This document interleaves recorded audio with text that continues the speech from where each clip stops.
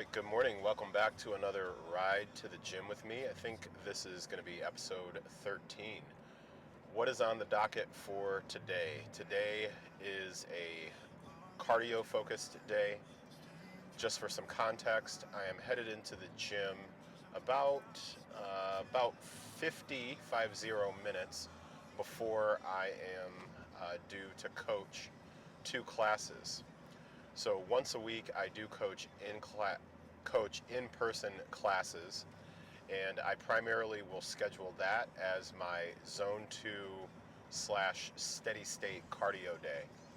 And I'll either do it before the classes, or if by some chance somebody doesn't show up for one of the classes, then I'll go ahead and do it during that time frame since I'd already planned to be at the gym anyway. Or if my schedule so allows, then I will do it after both of the classes have been coached. So I have some flexibility with when I get it done, as long as I get it done primarily on this specific day. That brings up what my message is for today. What's on my schedule, as I mentioned, is some zone 2, low to getting into moderate-ish intensity steady state cardio. And for quite some time, there was a lot of debate around whether or not zone 2 cardio sessions were effective for women. I'd say, from what I was observing, more specifically, is it effective as a fat loss tool for women who are in perimenopause or menopause? And primarily, and I'm always going to remind you when I can that when I speak on things, I'm speaking from what I've observed, and that also includes interactions that I've had with a lot of different folks. So from where I've typically seen this, or where it's typically been brought up to me, has been based on either an article or content that Dr. Stacy Sims put out. At this point, I believe it's probably been a couple of years. I mean, it's 2026 now, and I was really getting this question quite often. I'd say probably starting in 2024-ish. Somebody can fact check me on that. Anyways, my point here is not to argue whether or not Zone 2 is effective as a fat loss tool, specifically for women, or even if it's an effective fat loss tool for men, or anything like that.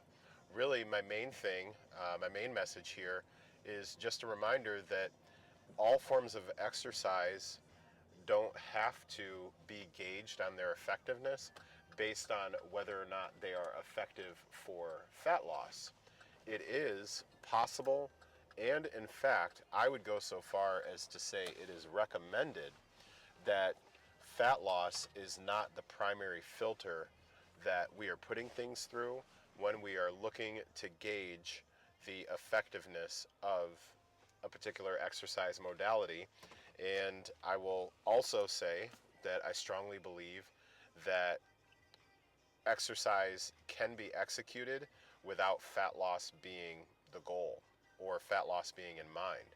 Just a reminder to myself and others that health and fitness initially is, again, my belief, it's all about being healthy and being fit.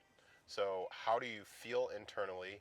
What does the data say from a medical standpoint? And how well are you able to perform the things that you want to perform, including particular sports, particular performance-based things? How strong are you?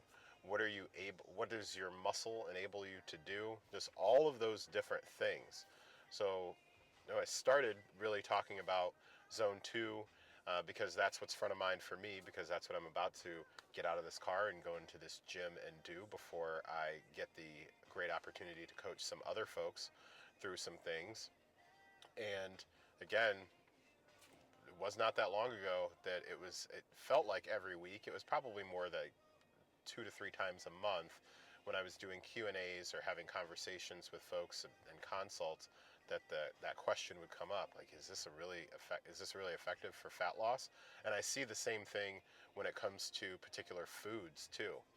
The way that they're marketed and a lot of the way that the content will be formulated will be around here are the 5 best foods for fat loss. Here's a great tip to get your protein in, because that will help you with fat loss. So just a reminder that health and fitness can be all about being healthy and being fit, and that does not have to start with trying to lose body fat.